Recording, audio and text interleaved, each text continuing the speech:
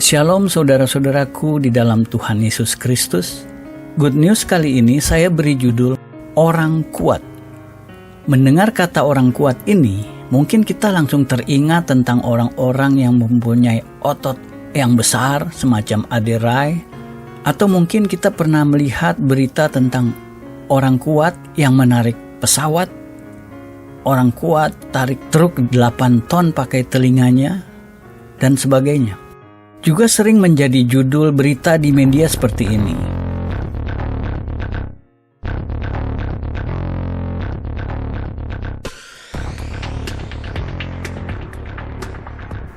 Tapi dalam good news ini bukan orang kuat semacam itu yang ingin saya sampaikan.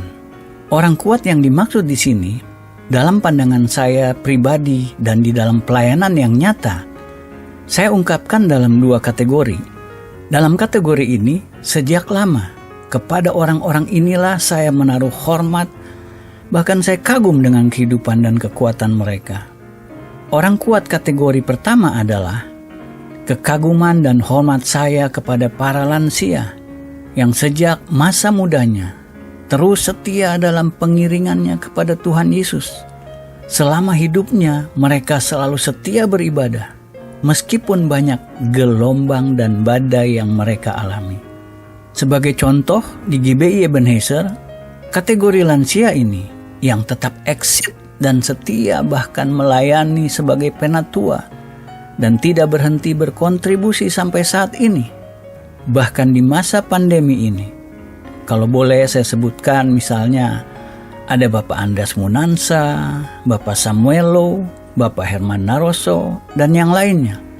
Bagi mereka ini sering saya ungkapkan rasa salut dan hormat saya atas kekuatan dan semangat mereka dalam mengiring dan melayani Tuhan. Dalam kehidupan beliau-beliau ini, identik dengan apa yang Rasul Paulus katakan. Dalam 1 Timotius 1 ayat 12, "Aku bersyukur kepada Dia yang menguatkan aku, yaitu Kristus Yesus Tuhan kita, karena Ia menganggap aku setia dan mempercayakan pelayanan ini kepadaku." Tuhan mempercayakan pelayanan ini kepada beliau-beliau tadi. Orang kuat kategori kedua adalah kekaguman saya terhadap para hamba Tuhan yang terus setia dalam melayani Tuhan, meskipun badai dan taufan kehidupan harus mereka alami. Kalau kategori pertama tadi saya sebutkan banyak gelombang dan badai. Sekarang levelnya lebih berat lagi. Para hamba Tuhan ini banyak harus melewati badai dan taufan dalam kehidupannya. Filipi 1 ayat 29. "Sebab kepada kamu dikaruniakan bukan saja untuk percaya kepada Kristus, melainkan juga untuk menderita untuk Dia." Seorang Domingus Kenjam, ini orang kuat. Walaupun leher hampir putus, tapi dia tetap teguh dan tidak menyangkal imannya ketika dalam penganiayaan. Bapak Saifuddin Ibrahim dan banyak para murtadin lainnya, juga yang terkasih almarhum Bapak Junaidi Salat, yang selalu memberitakan Yesus walaupun banyak tekanan dan aniaya yang harus mereka alami. Inilah orang-orang kuat yang saya maksudkan. Bapak Richard Manawan, hamba Tuhan yang Tuhan percayakan membawa banyak jiwa kepada Kristus, hidup di pedalaman Kalimantan, dan tetap setia sampai hari ini. Ini juga orang kuat dalam pandangan saya. Dan tentunya tidak kita pungkiri bahwa saat ini, Gembala Jemaat Ebenezer bagi saya juga adalah orang kuat, yang terus dan setia melaksanakan pelayanan yang Tuhan berikan. Beliau bekerja keras mempersiapkan tema-tema rohani, mempersiapkan bahan-bahan khotbah untuk menguatkan jemaat secara online dan live streaming, yang tentunya melalui proses-proses yang tidak mudah.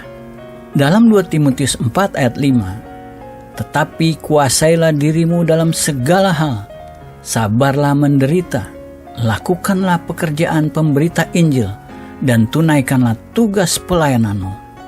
Dalam relasi saya, ada hamba-hamba Tuhan yang kehidupannya dan pelayanannya harus mengalami penderitaan.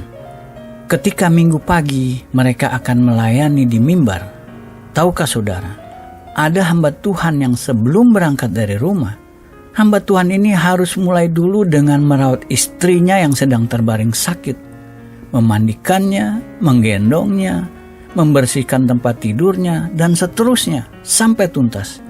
Baru dia berangkat untuk melayani. Hal ini dia kerjakan selama belasan tahun. Tapi dengan tetap tegar dia memberitakan firman Tuhan di mimbar. Bayangkan saudara, betapa kuatnya hamba Tuhan ini. Inilah yang saya maksud dengan orang kuat itu. Ada juga hamba Tuhan yang lain yang harus menjalani hal serupa. Namun yang ini adalah dalam rangka merawat ibunya yang terbaring sakit. Memandikannya, menggendongnya, membersihkan tempat tidurnya. Setelah tuntas, baru dia berangkat untuk melayani dan memberitakan firman. Ini pun dilaksanakannya selama bertahun-tahun. Namun dia tetap tegar dan setia melayani di ladang Tuhan. Walaupun kadang dengan berurai air mata. Inilah orang yang kuat yang saya maksud. Oleh sebab itu saudara, mari kita belajar dan berupaya bagaimana agar kita bisa menjadi orang kuat dalam menjalani kehidupan ini. Berapa banyak kesulitan dan kesukaran yang kita alami, atau mungkin berapa besar penderitaan yang mungkin sedang kita alami dalam menjalani kehidupan ini. Dalam hidup perekonomian, dalam kehidupan berkeluarga dan berumah tangga, dalam semua seluk-beluk kehidupan kita. Kita harus berusaha untuk kita bisa menjadi orang yang kuat, yang dapat tetap tegar dan setia menghadapi semuanya ini. 1 Petrus 4 ayat 19. Karena itu baiklah juga mereka yang harus menderita karena kehendak Allah, menyerahkan jiwanya dengan selalu berbuat baik kepada Pencipta yang setia. 2 Korintus 4 ayat 17.